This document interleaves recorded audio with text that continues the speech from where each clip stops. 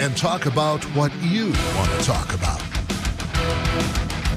Call the Jackson Electric Open Line at 672-KROE. That's 672-5763. Now, your hosts on the Jackson Electric Open Lines, Steve Sisson and Floyd Whiting.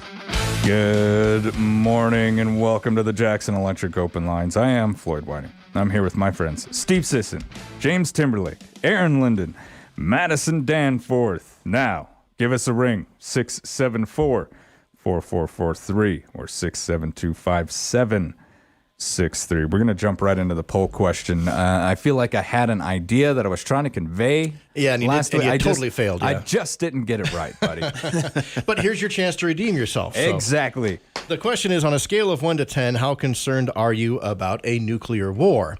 And kind of polarizing, 1 and 10 are the top two answers, but 1 is substantially higher than 10. We had 27% say 1. Yeah. Which would be, that was the lowest we had. We didn't have a 0 because we figured, nukes exist. As long as they're in the world, there is no 0. So you can't have a 0, No. yeah. So 27% said 1. That was followed by 16% that said they were a 10 on a 10 scale. And then 14% said 5. So, we're kind of close there. Then it's kind of a mixed bag from there on down. 3 was next, 8, 2, and it goes down to 6 at 4%. So, it looks like most people are not that concerned, and then a lot of people are still very concerned. Or we kind of missed the mark and we never said, is 1 highest or 10? So, we may have really could be whatever you want it to say. And this is why we always let people know these surveys are super scientific. We're really good. Yeah, absolutely no science It is behind true that the way you ask the question has a big outcome on how the results. Oh, absolutely. And here's the fun part about statistics. You can adjust them to do whatever you want. I had fun and statistics in the same place. I had a statistics professor in college, and he would start every class and he'd say, 87.6% of statistics are made up on the spot. And then it would change every class because you can make them say whatever you want. Well, and so there's this great comedian. I'm going to forget his name, but he goes around, he basically shows people how funny statistics are.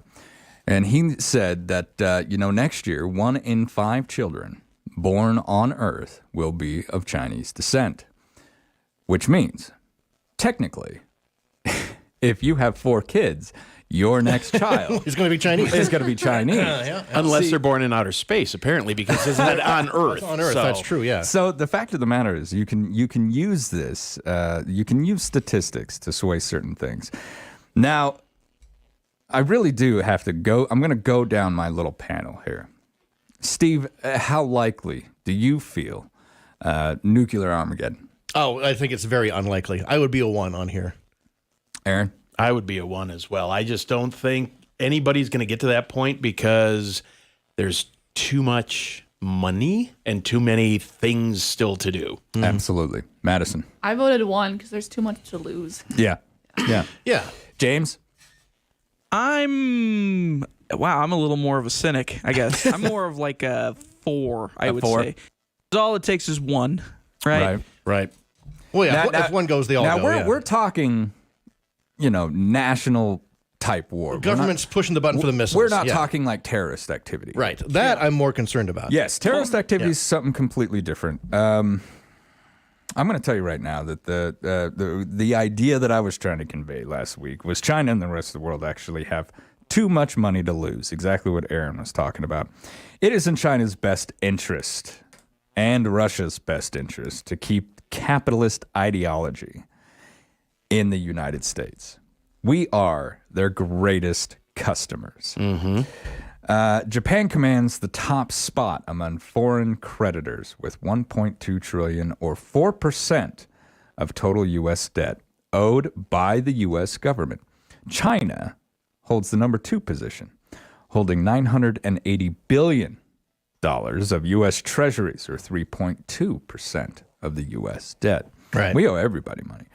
But this isn't an uncommon practice. It's not like we're the only ones doing this. We all have stocks. We all have bonds. We all have things that we all sell to each other. Just the U.S. is a little spread out. We like to buy stuff. We sure do. But to let you know about something else that I also found, from May 2001 to May 2022, the debt to Japan and China decreased by 4% and 9%, respectively. A land war or an invasion of the Chinese would result in massive financial loss. The world economy would change all the way around. So, proxy wars, on the other hand. Hey, right. Right. They're money makers. They're money makers. Yes. Now, if you don't know what a proxy war is, if Aaron was a large government, I'm a large government, and Steve is not a large government, we go to war in Steve's neighborhood. We don't go to war in ours. We see it all over the place. A lot of the time, it's over an ideology. The big communist scare of the 60s and the 50s. But that basically swept Asia. Proxy wars were fought all over the place. Korea could be seen as a proxy war. Vietnam. Yeah. A lot of things like that do happen. And Taiwan is in trouble right now. So that if you don't know what's going on, go ahead and look that up. China is basically saying, well, Taiwan's ours. Well, no, they're not. They're an independent country. Well, Ukraine's Russians. Right. Yeah. According to the votes. And so in there, they're just trying to accomplish through other means what they couldn't accomplish militarily now. Yes, they're going to exactly. Plan B. Yeah, so that Putin can actually approach the world and say, well, they voted it. Yeah. Yeah. This is what everybody wants. On Putin's machines, Putin's people voted for the Ukrainian people to be Putin's people. True Russian collusion. Yeah. Now that one I'd buy. But yeah, so I just don't see a nuclear war on this grand scale that we worried about. Yeah, and I remember, I'm Over old the enough to Cold remember the Cold War. So do I. And Hide under your desk. yeah, the duck and cover stuff and all that. And, there were some pretty serious concerns about what the Soviet Union could do. Yeah. But I think a lot of that, looking back on it, a lot of the Soviet Union's military was just hype. Yeah. I think we gave them too much credit. We did. Look, the capitalist ideology that we live by has managed to fund a military-industrial complex like none other in world history, in all the history of mankind. The U.S., our military isn't hollow. That's the thing that kind of theirs was. We when everything kind of fell, when the wall fell, a lot of those tanks didn't have engines. Right. They were just hollow tanks, but they look good from satellite. And that was the point I was going to bring up is so they go, okay, Russia has 6,400 nukes. Do they? I mean, they ran out of gas going to Ukraine. At what point did they start dismantling some of those or selling them off to somebody? And they're like, Vlad, take this part. And yeah, maybe they have 6,400. How many of those are operational? Yeah. I mean, it only takes one. I get that, but. Right. But, and I can't confirm this, okay? But I had a friend. I went to college with a kid about the same age as me. So he's very, very young during all of this, during the Cold War. He still is. Yeah, Mr. Whiting. But he lived in Moscow with his mom under that regime, and he said that he could remember, those like right outside the square. Him and his mom lived in this little apartment, and he said she would drag him out for all of these parades, and he said, what a lot of people don't know is they would just go around the corner and around the block. The same truck would come by again? And they'd come by again.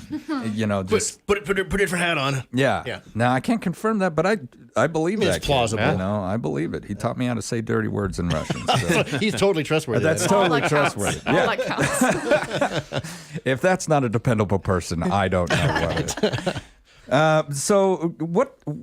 when it comes to conspiracy theories, what is it that drives belief? Now, I think all of us actually believe in some sort of conspiracy theory, right? Tupac isn't dead. Do you believe that, though? No. Is he in Argentina with Hitler and Elvis, maybe? I don't know. That's Could you my imagine favorite. if Tupac and Elvis did hang out? They're just hanging out. They're just, imagine the album. The collaboration. That would be amazing. Unreleased material that's a gold mine. Yeah. Right? Now, but what is it that really fuels conspiracy? Steve, what conspiracy would you say that you honestly kind of believe in? That's a tough one. I'm a very objective, logical driven person, and I'm a debunker. So there's not a whole lot that I really buy into, but I do think like on 9/11, I think there was some cover up as far as like, complacency and not like they let it happen, but they severely underestimated how bad it was going to be. And I think there was a lot of cover up as to how much foreknowledge they had about things. Okay. So, I mean, that's a conspiracy theory, I guess. Yeah, and I could see that. I could absolutely see that. Aaron. Oh man. I know. Dude, I love Bigfoot. Bigfoot, that's a good one. Plausible. UFOs, which is that even a conspiracy anymore? I don't know. really It used to be count that that you were a one anymore, wacko. Yeah, see? And now, like, the government comes out and they're like, yeah, we have them. We just don't know what they are. Oh, okay, that's helpful. And probably, the paranormal ghost shadow man kind of thing. Yeah. Okay, James. Those are pretty big ones. JFK assassination. I was just gonna say. Yes. Madison, you're the same? Yes. Just gonna say that. I'm glad I Yeah. beat somebody to it. Okay, so, but Madison, any other besides that, though? I'm not really I don't know. I get in a rabbit hole and just like watch everyone just kind of go crazy about their conspiracies. I don't like fall into them. I just like to hear like their reasoning and like why they believe it, and then compare it to like what actually happened. And then I don't know. I just like to hear all the reasoning. I don't technically believe any of them, but JFK is like the closest one that I'd be like, okay, there is some. In what aspect of JFK? Like that there was a cover up, or that they actually killed him? I think there was more than one shooter. There it is. Okay. So you believe more than one shooter? Oh yeah. The grassy knoll theory. Oh yeah. Yeah. And when Everybody's it comes to seen Orson Welles or JFK, and then that's a driving force there. it's just, I don't know, man. I don't know enough about the JFK case, I guess you could say, or assassination to really make a call on that. I've heard about the conspiracy theories through the years, but nothing's really stuck. And another thing, and this is going to sound horrible for me to say, what are you going to do about it? Exactly. Yeah, that's the problem. What are you Is gonna even do if I about got the information, I have no idea what I'd do with it. I'd be like, oh, okay, I was right. I have this information. Yeah. Check Now the what? box on Yep. the little, yeah. And I mean, so a lot of people do feel that, like, all right, so let's take that for example. And just so I can join the group here, I do completely and 100% believe in extraterrestrial life. Now, I don't know anything past that. Everything past that belief that there is life out there is speculation for me. Do we have UFOs?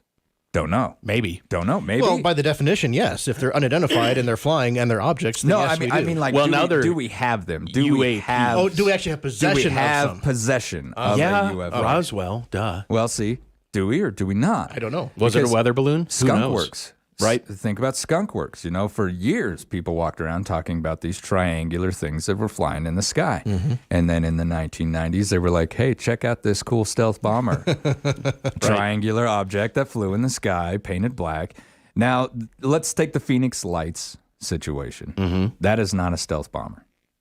That thing Yeah, that was a little more huge. interesting. That was yeah. That was huge. humongous. And I don't believe that they were flares. No, neither do I. I've seen flares multiple times, and that is not the way that flares behave. One of the great press conferences post the situation came from that when I think it was the mayor of Phoenix Yes. came out and they were like, he was. It was a like, big "We've faux pas, apprehended though, on his behalf. Yeah, we apprehended the suspect, and he comes in with a guy with a huge alien costume on. He's kind In of making fun handcuffs. of it. Yeah, Yeah. and a lot of people got angry at him, but now I look back on that, I was like, that's pretty funny. That's well played by that guy. He wasn't trying to offend people. No, he was trying to just make light of the situation. Yes, he was trying to make light of the situation because he had a town that was panicking. Yeah, exactly.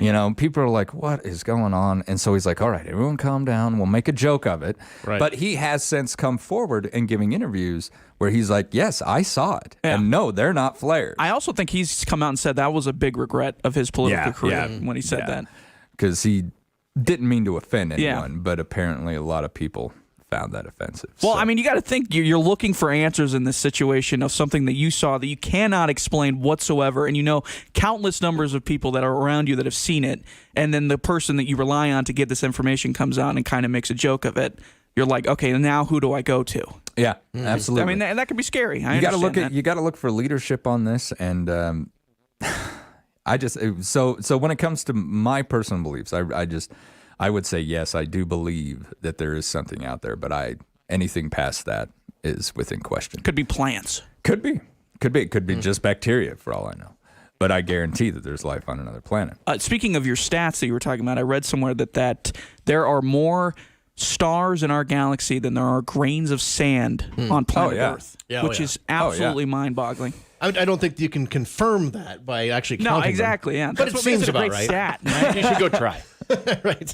I mean, I'll buy that. I mean, 2. yeah.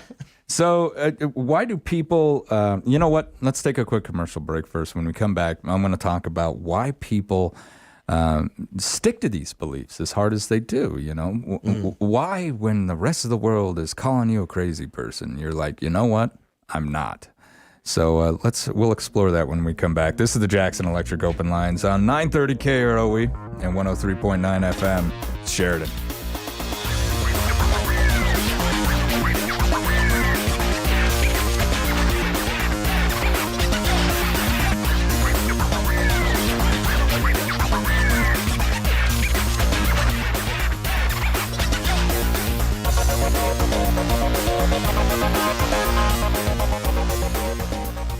Call Jackson Electric and you'll see the light. Maybe it's as simple as adding an extra outlet. Maybe it's as detailed as wiring an industrial building. Maybe it's high-efficiency LED lighting or fire alarm system or phone system installation and repair. Maybe it's data system wiring, irrigation wiring, or electric motor sales and repair. Commercial, residential, industrial, agriculture, above ground, below ground. Call Jackson Electric and you'll see the light. 1851 North Main in Sheridan. When the unexpected happens, you may wonder what's next. Champion Funeral Home can help you through this phase of life. They provide support and personal services while helping you create a meaningful tribute to your loved one. Champion Funeral Home has been locally owned and operated since 1911, providing compassion and care to Sheridan and Johnson County. Visit Champion Funeral Home at championfh.com or call 674-6329.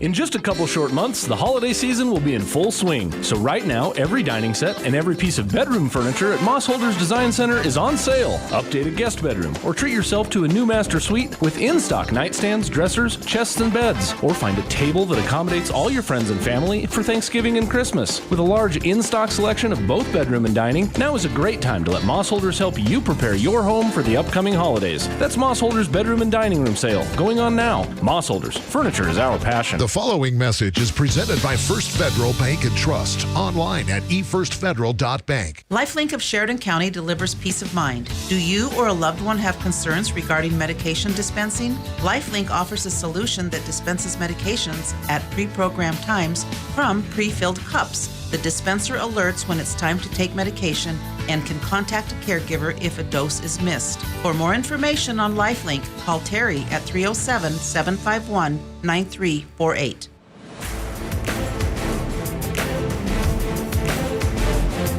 Good morning and welcome back to Jackson Electric Open Lines. I almost did it. I almost did the public pulse. Yeah. I wouldn't hold it against you. You know, I do it about once, twice a month. Yeah. I think. You Yeah. know. I mean, it kind of is. It's almost like tradition. I know. Just got to stick with that. I'm Floyd Whiting. I'm here with my friends Steve Sisson, James Timberlake, Aaron Linden, and Madison Danforth. Now, you can give us a ring, 674-4443 or 672-5763.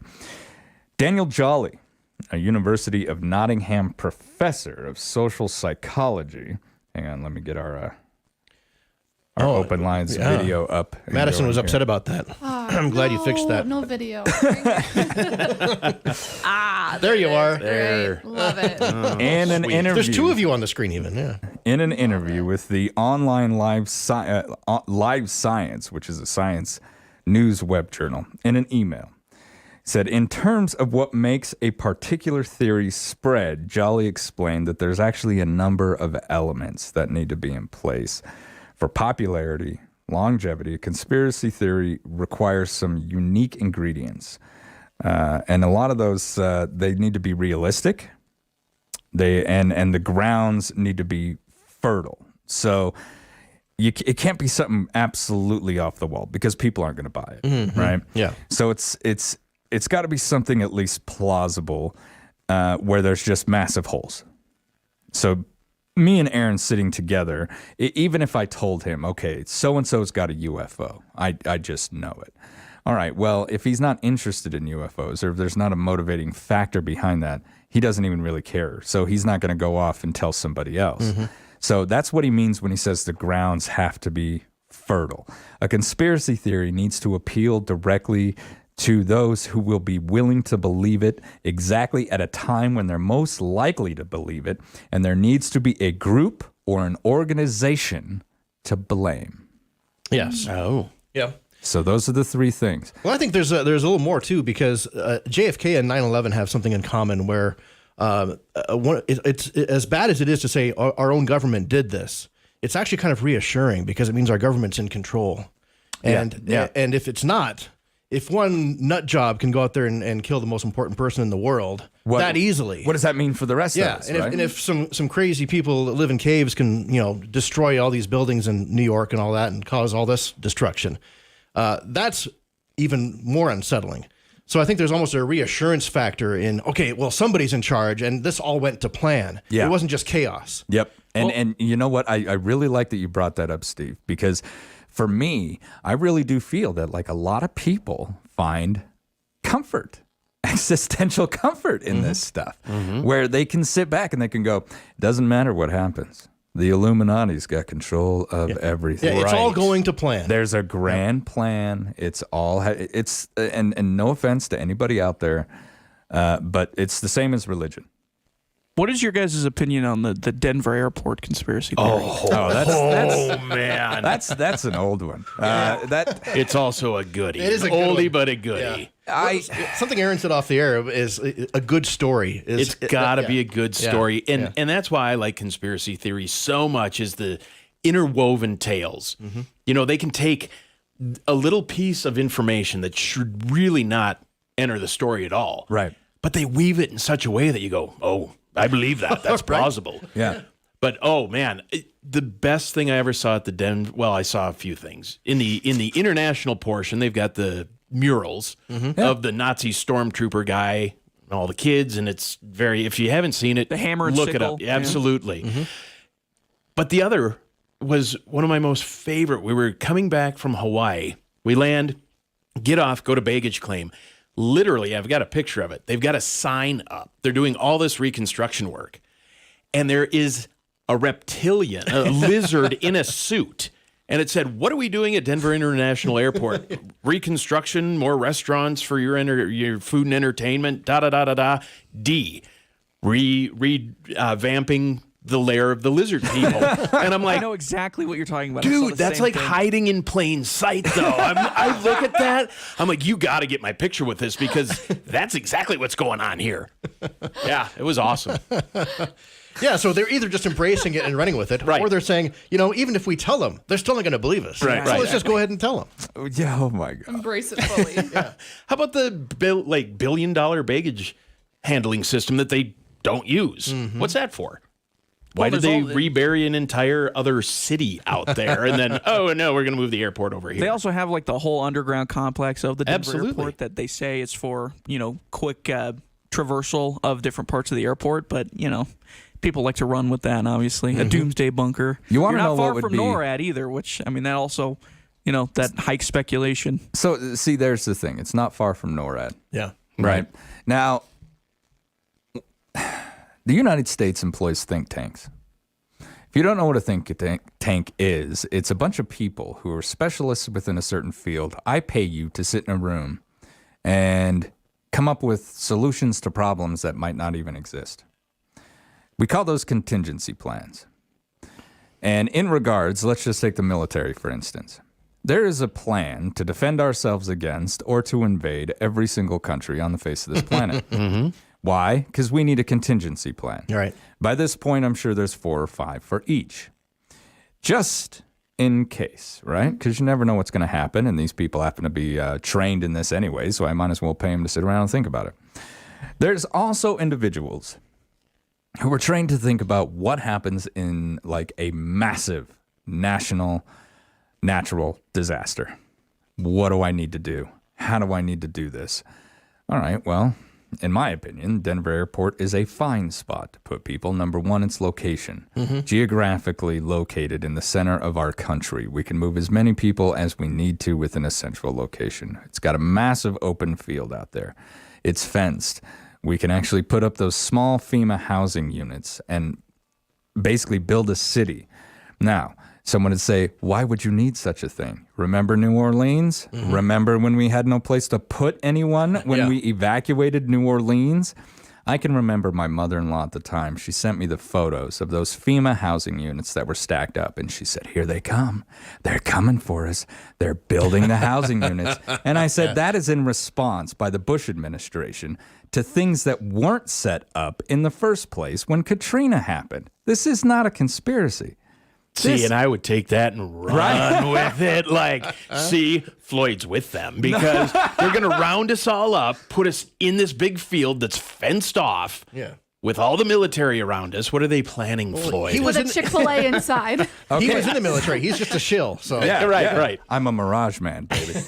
All right, so let me ask you, though. Let's walk through this. This is the best way to actually reach a resolution. Let's say they did do that, Aaron. Let's say that they just gathered around everybody that they possibly could, and they started putting them in camps. You're a red-blooded American. What are you going to do? Are you going to go to that camp willingly? No, I am not. But Heart Mountain is a great example. You know, I mean, war's going on, and yeah, you're American, but you're also of Japanese descent. You got to go to this camp for a while.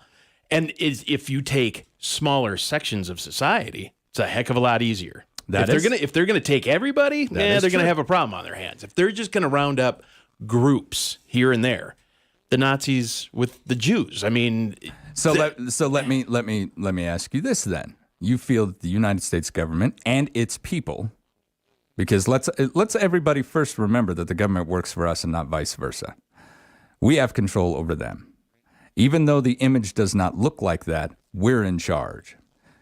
So let's say that they do gather somebody. You're telling me that the United States government and its people have not learned any lessons throughout history due to Heart Mountain or the Nazi concentration camps, that is something that is completely plausible.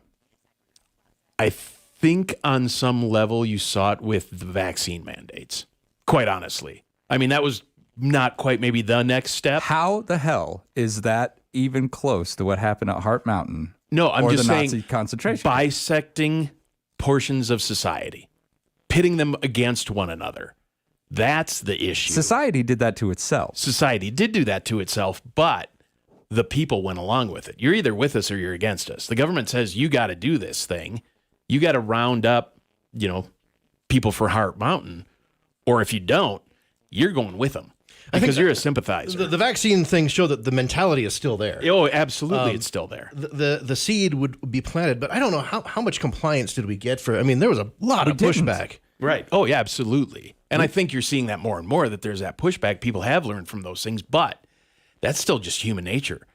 What side are you on? What side of the nuclear, attack are you on? Are you a 10 or are you a 1? Because it seemed like it was 10 and 1. 10 and 1 are the two biggest answers, yeah. So all of a sudden you take that information and you force that narrative and you divide. And that's exactly what we've seen with the polarization of politics right now. You're either staunch right wing or you're staunch left wing.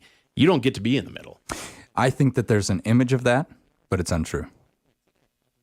Yeah, that could be. I really do. Fake news. No. Well, if people just sit down and talk, let's really hash this out. Yeah. Because I honestly feel that image is put forward. Okay. And I would say that image is put forward by politicians because they want to get elected. Right. That's all they really sells, care about. too. It sells. And it sells stories and it sells magazines. It's the easiest thing to do. Exactly. Extremism. But when you sit down with the majority of citizens of this country, they're in the middle. I think everyone. Yeah. I think a mass majority is in the middle. I think the minorities are the ones who are screaming the loudest about this kind of stuff. When it doesn't even matter what side you're on. And that's the thing that's interesting is we used to have our silent majority be on one side, but I think it's now become the middle part instead of one side of an argument. Yeah, they no longer latch onto one of the sides. Exactly. I used to do More that, the and I'm middle. definitely not there anymore. Yeah, you want to know why? Because how the hell am I going to argue with you? Right. Where you're like, I don't know, you might be right. Right.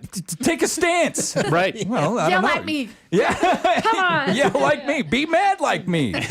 Yeah. Yeah. But, then you have me, right? Go to the Trump rally, got a picture with Mike Lindell, because that's just funny. But really buy a enjoyed pillow? myself. Yeah, did you get a but pillow? at the Did you buy same a time, pillow? I did not buy a pillow. But I got to tell you, the slippers look kind of cool. But at the same time, you've got people on the marijuana narrative. I really don't care. Yeah. You want to smoke weed? Go for it. I like a martini. You want to relax with a joint? It doesn't bother me. Don't force it on me. Right. Same thing with a lot of these polarizing issues. Yeah, maybe I've got a stance on some of it.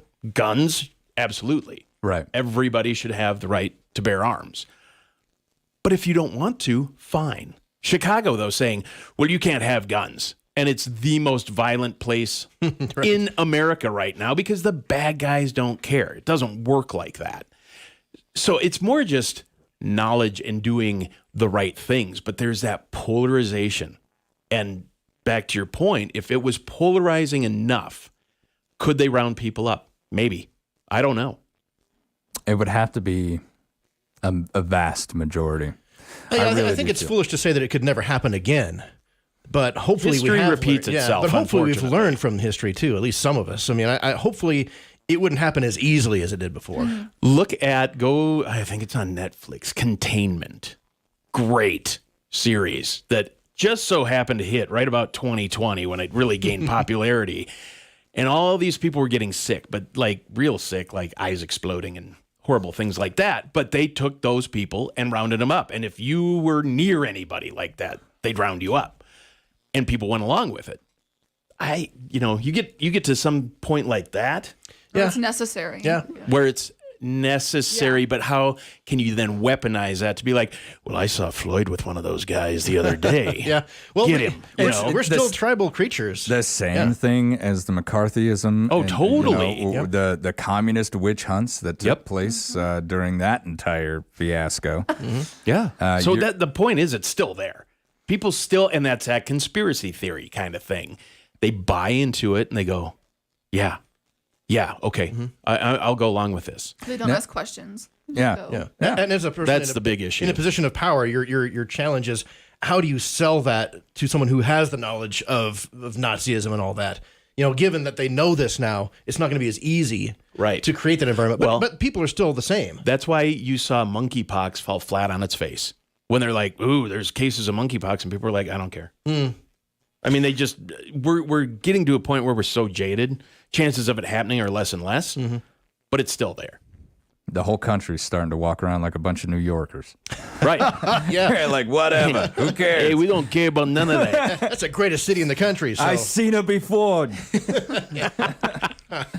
Yeah, so I would agree with you that yes, we can't, forget it, and the possibility of something like that happening does exist.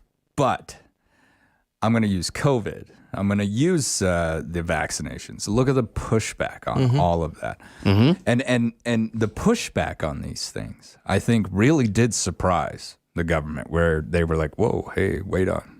I thought for sure they'd do what we said here, but they haven't. So I think they've even, there's going to be people and professors who study this, who look at society and the way that it behaved during this pandemic. And the lessons that will come from this, I probably won't see later on down the line.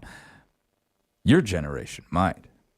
So this, I would have to say, was probably the first groundbreaking worldwide event for your generation. Yes or no? Yes, I think so. Yeah. The one that I can remember specifically. Yeah. What did the majority of your friends your age, from what you saw, what were their attitudes? Well, it was junior year, taking the ACT, junior year prom, like first time we all got to go together, everything got shut down. Like we couldn't see each other. It was awful. We were all really nervous, and being someone who is cautious and cares about other people's health Like I isolated. I eventually got vaccinated. A whole bunch of my friends got vaccinated, and then there were some that didn't. But we never argued or got in fights because of it, because we all respected each other's opinion, because we knew that this was such a big event and that like something could go wrong, and we wanted to be okay, and people were fine with that. Like obviously you're always going to have those people that are like push back and like will throw their opinion on you, Yeah. but you have to just kind of brush it off and be like, okay, you're not going to change my opinion. Like I'm going to respect you in this stance. Like I'm not going to bash yours even though you're bashing mine. You have to just be an adult about it, and you have to just go with what you believe and not be influenced by someone else's belief. So I'm pretty much in a similar boat as her, but a little bit different. I have somebody that is immunocompromised. So mine becomes a whole different thing. If you're not, at the time, I guess it didn't really matter if you had the vaccine or not, but if you were like even, remotely close to somebody that had COVID, like don't come near me because I have somebody at home that I need to think about in this situation. So it was a little bit different. And then when the shot came out, I was like, give it to me, baby. Let's, Yeah. I'll Yeah, I find was the like, vein let's for go. you. Yeah. Now, what did you see? I'll start with you. What did you see on social media with your generation? And I want you to just kind of try and push out your memory of what you saw from my generation and generations before. What did your generation behave like during that? Were they like you and your friends, where you're like, you know what, I'll respect your decision no matter what you do, man. If you want to wear a mask, fine. If you don't, that's fine. Were they like that, or was there as much arguing in that generation as there was in other ones? I feel like it was a good split. Depends on the crowd that you were in.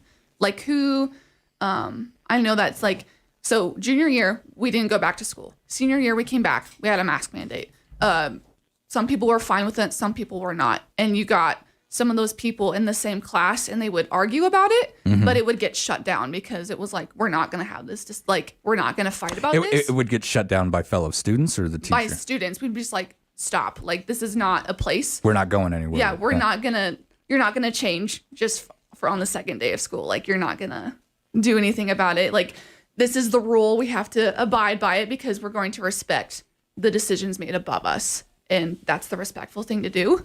Yeah. And so I think it just honestly depended on where you were at within like school or like your setting, depending on the people you hung out with and like how respectful that person was before all this happened too of ideas. Yeah. You know what I mean? Yeah, Like, it depends on the person. Yeah, it just depend.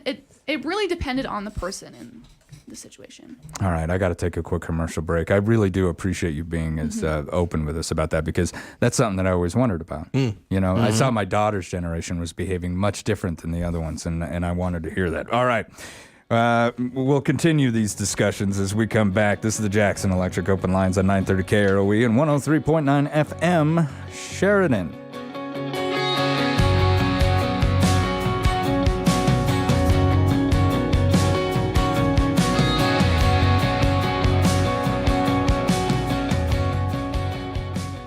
Plug into Jackson Electric and feel the power. If it has anything to do with electricity, anything at all, call Jackson Electric. Commercial, residential, agricultural, it makes no difference. Call Jackson Electric. Jackson Electric does high-efficiency LED lighting and fire alarm systems installation, wiring at home, wiring a business, new electrical service, or enlarging existing service. Call Jackson Electric and you'll see the light. 1851 North Main in Sheridan.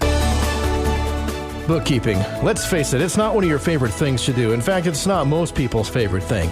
There you sit, looking at all that paper, taxes, bills, budget. And if you own your own business, you could feel like you're drowning in paperwork. Don't be frustrated. Contact Cloud Peak Accounting. After all, they're the people that actually enjoy that kind of thing. With their easy-to-use website, you can do business with them from the comfort of your own home. Visit cloudpeakcpa.com. Lotto fever hit again the other day, and the old saying goes, you gotta be in it to win.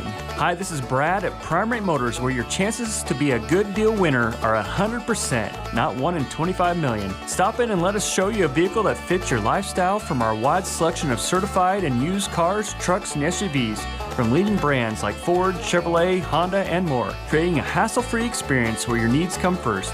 Prime Rate Motors and Super Trailer Store, 2305 Coffin Avenue, in Sheridan. This public service message is presented by BHJ Property Management at 101 South Main. LifeLink of Sheridan County delivers peace of mind.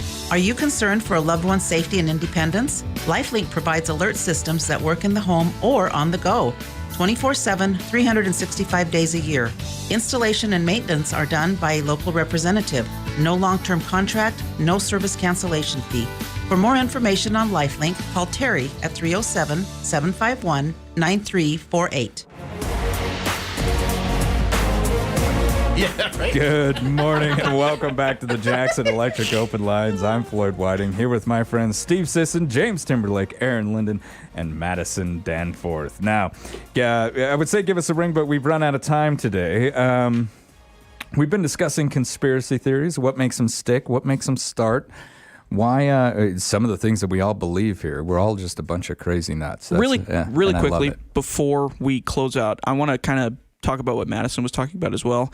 A lot of our generation, mine and Madison's, lives so much digitally as well that there is still a need for human connection, obviously, because we are human, but there isn't that much of a drop-off, in my opinion, from moving it to a digital, not like it conversion, is for the FaceTime, adults. Zoom, Yeah, that's a that good stuff. point, We've James. grown up around that. Yeah. That's basically become part of our life now that there's not as much of a drop-off. Much easier for you guys to switch over to Zoom than it is for us. Exactly. Well, Or then just that- FaceTime. and they still use it like now, like as a resource. Like if you're gone for like a trip or just Zoom in. yeah, you just zoom in and you're like, That's- okay, that- this is easy. That's the best thing that has come out of this, in my opinion, is we have learned so much quicker how to work remotely because of that, which is Aaron, nice. We didn't get to the Nazi base in Antarctica. We did not. And you and I actually did our homework.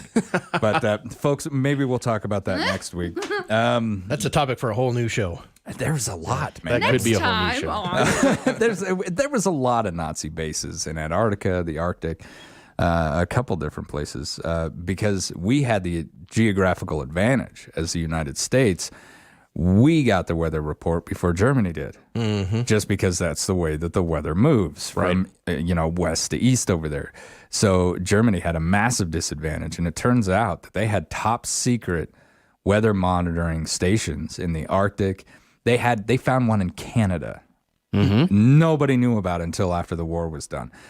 Technically, the Germans had invaded Canada, right? How crazy is that? Yes, it was just for weather I mean, monitoring. they infiltrated, maybe invaded. There you go. Infiltration. Yeah. But the one that we wanted to talk about is Antarctica, the one way south. And A lot of interesting it is. conspiracies, stories. Crazy stuff.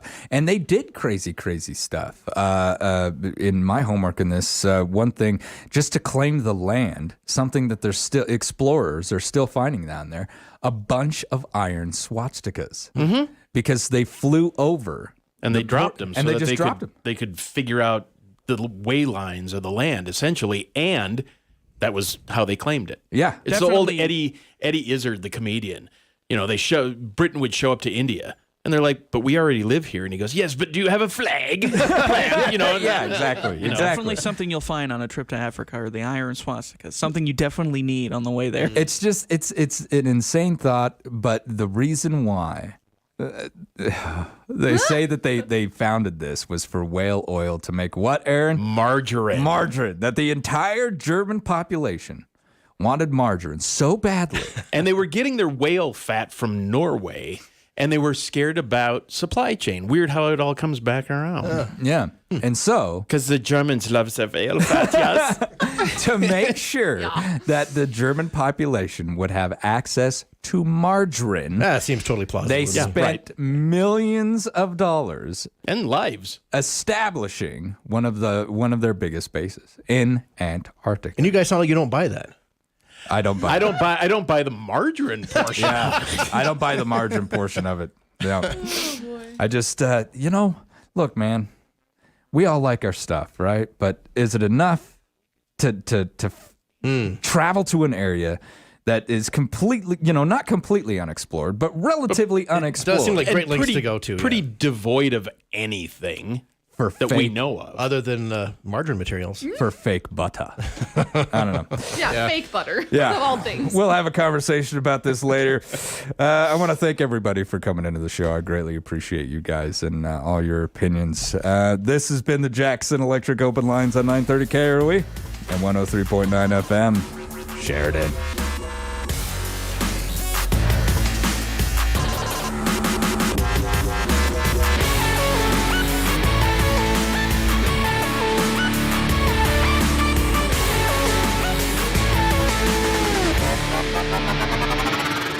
From the simplest to the most complex electrical applications.